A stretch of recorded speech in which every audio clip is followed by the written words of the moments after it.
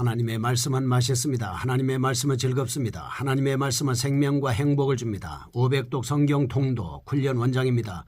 여수 살리는 교회 임기환 목사가 하나님의 말씀을 봉독하고 전하는 시간입니다. 함께 하시면 기적이 일어납니다. 알람을 설정하시면 좋겠습니다. 오늘은 열왕기상 3장을 봉독하고 말씀을 전하겠습니다. 열왕기상 3장. 솔로몬이 애굽의 왕 바로와 더불어 혼인관계를 맺어 그의 딸을 맞이하고 다윗성에 데려다가 두고 자기의 왕궁과 여호와의 성전과 예루살렘 주위의 성의 공사가 끝나기를 기다리니라. 그때까지 여호와의 이름을 위하여 성전을 아직 건축하지 아니하였으므로 백성들이 산당에서 제사하며 솔로몬이 여호와를 사랑하고 그의 아버지 다윗의 법도를 행하였으나 산당에서 제사하며 분향하더라.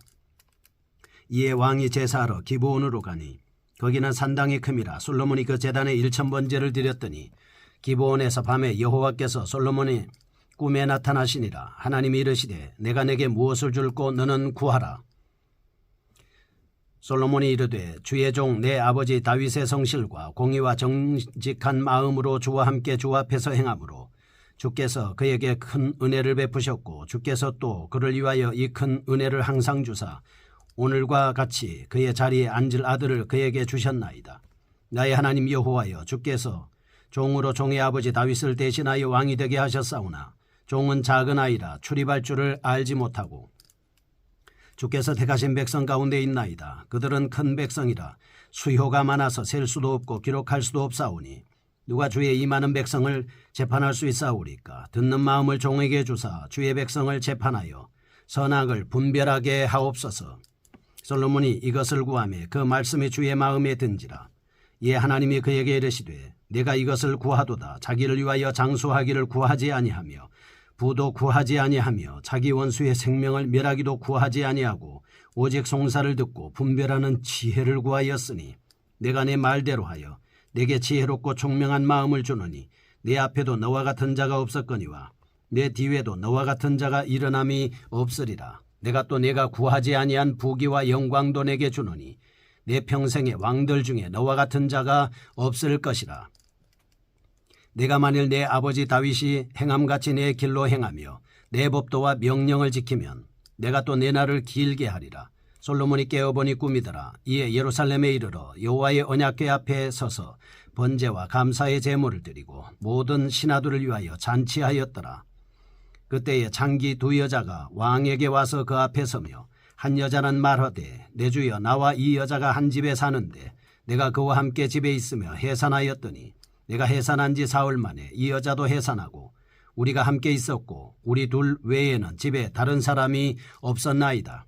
그런데 밤에 저 여자가 그의 아들 위에 누움으로 그의 아들이 죽으니 그가 밤중에 일어나서 이 여종 내가 잠든 사이에 내 아들을 내 곁에서 가져다가 자기의 품에 누이고 자기의 죽은 아들을 내 품에 뉘었나이다. 아침에 내가 내 아들을 젖먹이려고 일어나 본즉 죽었기로 내가 아침에 자세히 보니 내가 낳은 아들이 아니더이다 하매 다른 여자는 이르되 아니라 산 것은 내 아들이요 죽은 것은 내 아들이라 하고 이 여자는 이르되 아니라 죽은 것이 내 아들이요 산 것이 내 아들이라 하며 왕 앞에서 그와 같이 쟁론하는지라. 왕이 이르되 이 여자는 말하기를 산 것은 내 아들이요 죽은 것은 내 아들이라 하고 저 여자는 말하기를 아니라 죽은 것이 내 아들이요 산 것이 내 아들이라 하는도다 하고 또 이르되 칼을 내게로 가져오라 하니 칼을 왕 앞으로 가져온지라. 왕이 이르되 산 아이를 둘로 나누어 반은 이 여자에게 주고 반은 저 여자에게 주라. 그 산 아들의 어머니 되는 여자가 그 아들을 위하여 마음이 불붙는 것 같아서 왕께 아뢰어 청하건대 내 주여 산 아이를 그에게 주시고 아무쪼록 죽이지 마옵소서 하되 다른 여자는 말하기를 내 것도 되게 말고 내 것도 되게 말고 나누게 하라 하는지라. 왕이 대답하여 이르되 산 아이를 저 여자에게 주고 결코 죽이지 말라. 저가 그의 어머니이니라 하매 온 이스라엘이 왕이 심리하여 판결함을 듣고 왕을 두려워하였으니 이는 하나님의 지혜가 그의 속에 있어 판결함을 봄이더라. 아멘. 열왕기상 3장입니다. 솔로몬의 지혜의 말씀을 볼 수가 있습니다. 1장과 2장은 솔로몬의 왕권 확립에 대한 말씀이었습니다. 4장은 솔로몬의 왕실의 내각, 외교, 경제, 문화 등에 걸친 솔로몬의 제반 통치 업적을 4장에서 설명을 하고 있습니다.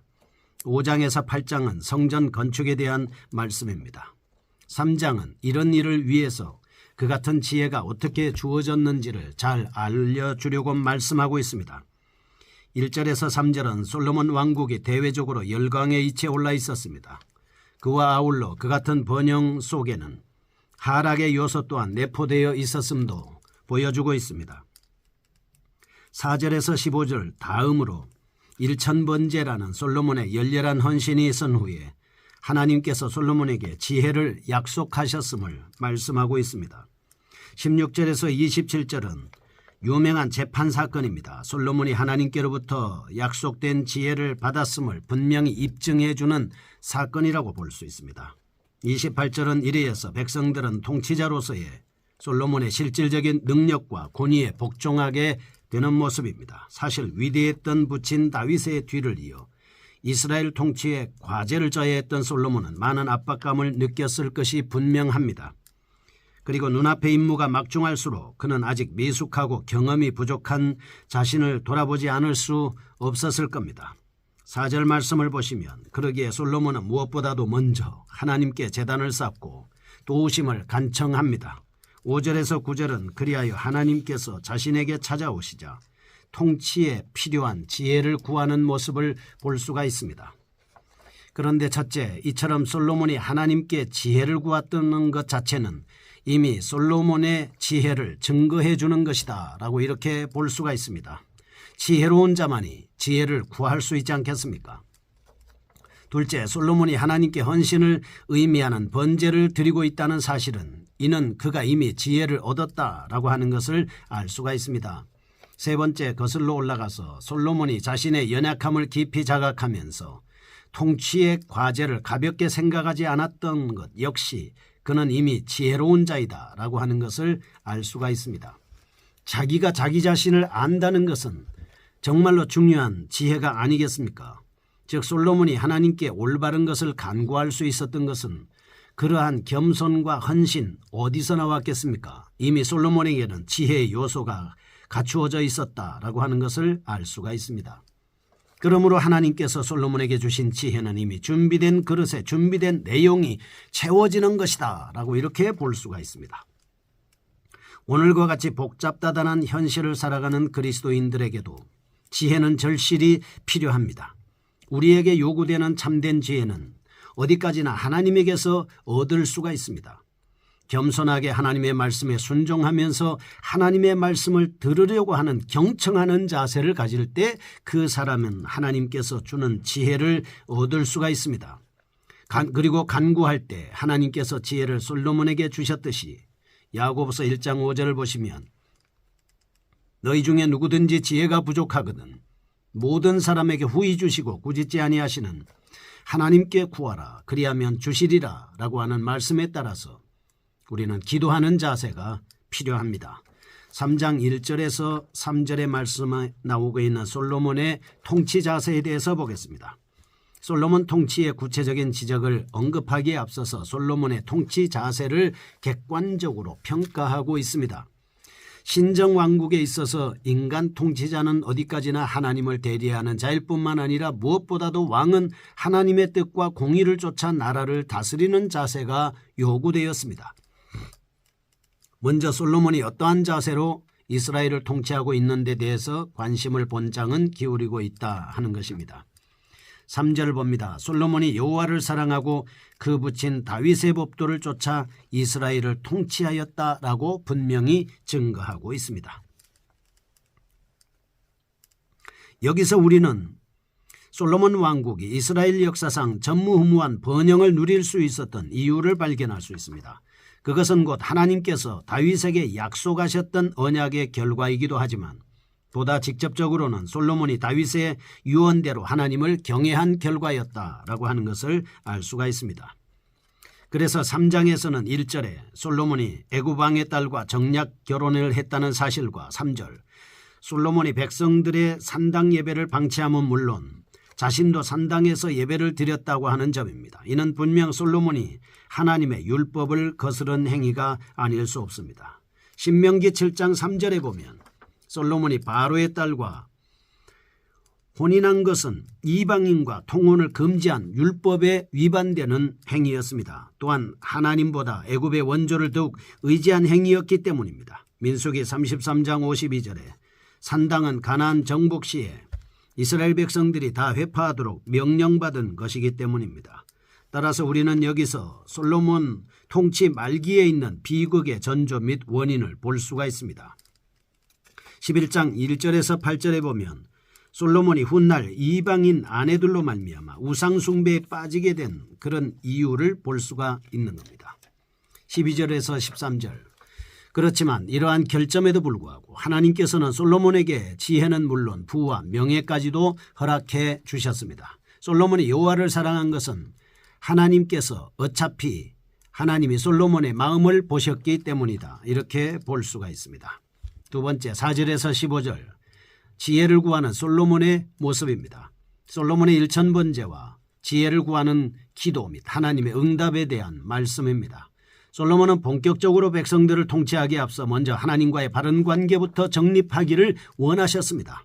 4절은 이에 솔로몬은 비록 기브온 산당에서이긴 하지만 하나님께 헌신하는 신앙 고백의 표로 일천번제를 드린 것입니다. 그러자 5절 전반부에서는 하나님께서는 그날 밤 꿈에 솔로몬에게 나타나셨습니다. 이는 분명 하나님께서 솔로몬의 제사를 기쁘게 받으셨다는 증거입니다.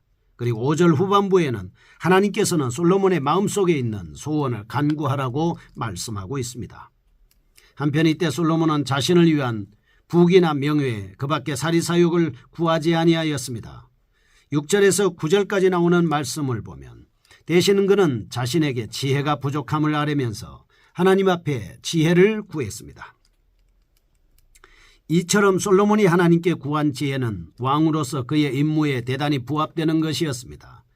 9절에는 솔로몬은 많은 백성들을 올바르게 통치할 수 있는 지혜를 구한 것이고 10절에는 그러기에 이러한 그의 간구는 하나님의 마음에 맞았습니다. 하나님이 솔로몬의 간청을 들으시고 매우 기뻐하셨습니다. 11절에서 15절에서는 하나님께서는 솔로몬의 간구한 지혜 외에도 부와 영광과 장수까지 더해주겠다라고 약속해 주셨습니다. 이와 같은 장면은 우리에게 많은 교훈을 주고 있습니다. 인간이 매일 꾸는 꿈이 솔로몬에게는 하나님이 나타나시는 자리가 되었듯이 우리의 일상적인 환경, 접촉 등이 모두 각자에게 하나님께서 말 걸어오시는 통로일 수도 있다라고 하는 것을 알 수가 있습니다. 그러나 솔로몬의 일천번제가 의미하듯이 하나님께 자신을 온전히 드리는 자만이 하나님의 음성을 들을 수가 있습니다. 이는 마치 우리가 주파수를 맞춰야 전파를 잡을 수 있는 것과 같은 이치입니다. 성도들에게 있어서 중요한 것은 하나님 앞에서의 일상의 겸손과 헌신, 성경 통독과 묵상, 쉬지 않는 기도, 그것은 주파수의 채널이 될 수 있다라고 하는 것을 알 수가 있습니다. 우리는 매일같이 우리의 주파수를 하나님에게 맞춰야 합니다. 솔로몬의 지혜와 재판 16절에서 28절입니다. 앞단락에서 우리는 솔로몬이 하나님께로부터 받은 지혜를 부여받는 장면을 살펴보았습니다. 그런데 이제 본단락은 그 같은 솔로몬의 신적 지혜가 유감없이 발휘되는 한 사건을 볼 수 있습니다. 그것은 곧 창기의 아들과 관계된 재판 사건입니다. 16절에서 22절 한 집에 사는 두 창기가 3일 간격으로 똑같이 아들을 낳았습니다. 한 창기는 잠자던 중 부주의로 그만 아이를 죽이고 말았습니다. 이에 산 아이와 죽은 아이를 바꿔치기 한 사건이 발생하게 됐습니다. 누가 산 아이의 어미인지를 가려내야만 하는 사건이었습니다. 여기서 문제는 아이가 바꿔치기 되는 현장을 본 목격자가 한 명도 없었다는 점입니다. 따라서 솔로몬은 어디까지나 두 창기를 심리하여 진짜 의미를 가려내야만 하는 분명 솔로몬에게 처음으로 닥친 위기의 순간이 아닐 수 없습니다.